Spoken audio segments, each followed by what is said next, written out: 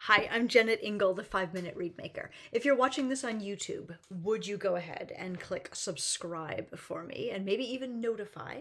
This way you always know when I drop a new episode, and it makes it easier for other people to find my channel and to make better reads and become better reed makers and happier musicians.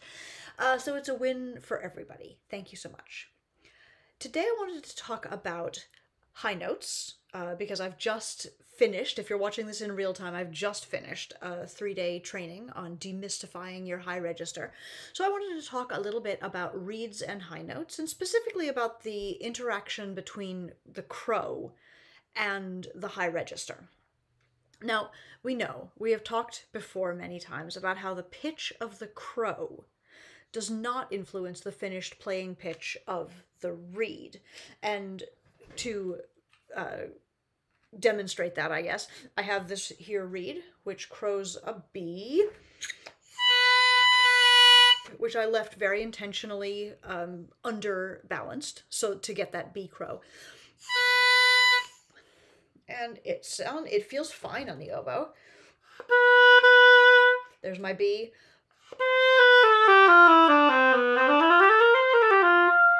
Right? Feels totally fine and plays normally. I have this reed that crows a C.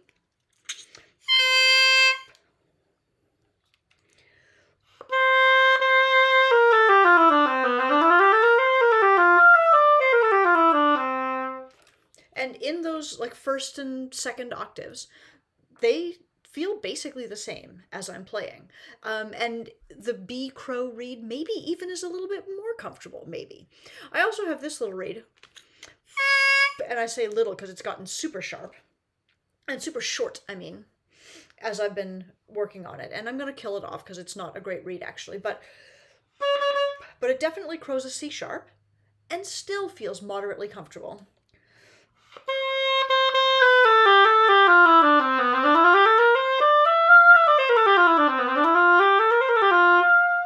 Right? Totally fine in that register. The thing with a low crow, though, and with an underbalanced crow, is that it really begins to impact your octaves. So here is my my C crow reed. This is a reed that is finished to the level that I would normally play it. It's a finished balanced reed. The crow dictates the balance.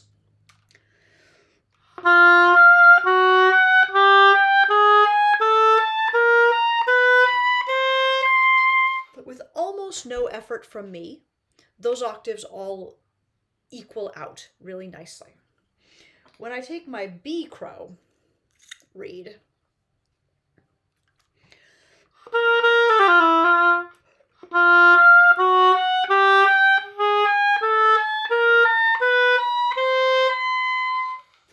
and make similar non-adjustment as I play, boy, you can really hear the difference in the octaves. When you have an underbalanced reed, it really doesn't want to support that upper register. And for the sake of fun, I'm going to take this reed that crows C sharp.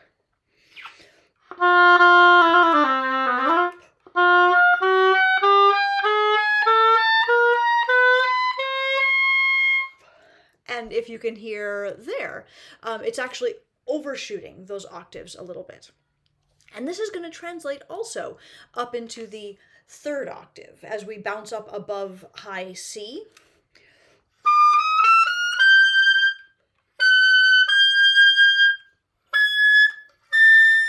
Like, it's relatively easy on this little dinky C sharp crowing reed to play all the way up to a high A. Am I biting a little bit? Yeah, I'm biting a little bit. But it's not difficult for me to make those notes speak.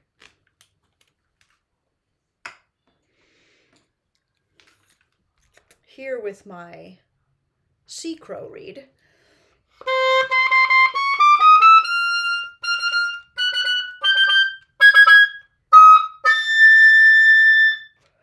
high A is a challenge on this Howarth, but all of those notes also work relatively well. But when I move over to my B crow reed,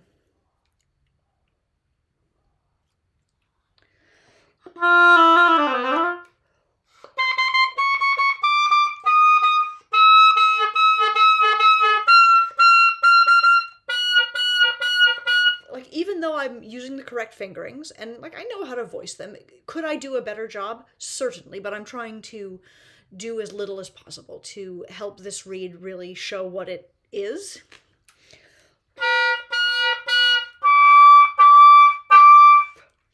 And that is just the distinction of crow on these three reeds. So at this point, I thought I would just show you how taking my B crow reed here and turning it into a C crow reed probably improves that upper register very dramatically.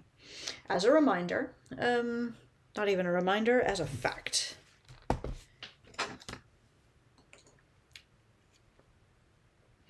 As a reminder, here it is. It looks more or less like a normal reed.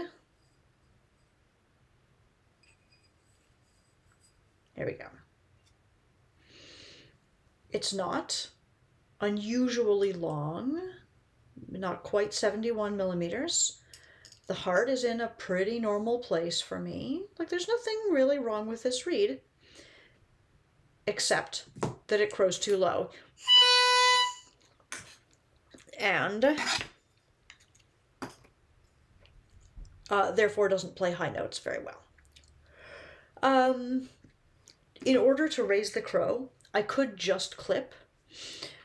I really never think it's the wrong idea to do a little bit more work in the sides and corners of the tip. I don't expect this to raise the crow, but I do think it will improve the reed, because it always does. Just that much. Crow. Now it's even lower. Clip again, or a clip for the first time.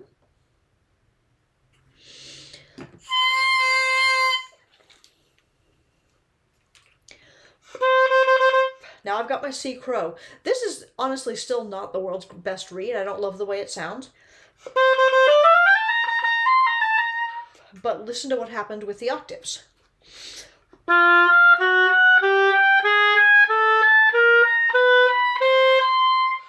They're still a little bit flat, right? So I'm going to clip again, but before I do that, high notes.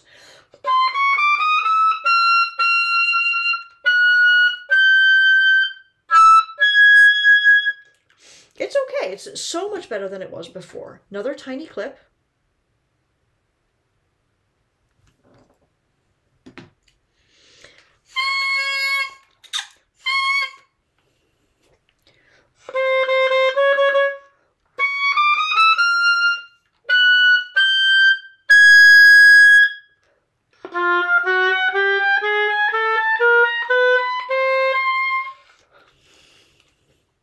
So as you can hear, I took this reed, which was crowing a B and barely played above the clef. Above the staff rather. I clipped it to a C crow, and it still felt a little underbalanced, even though it worked.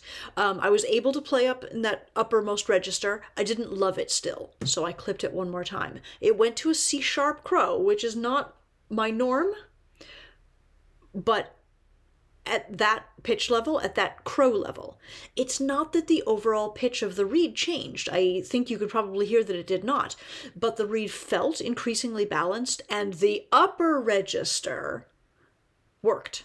It sang to us.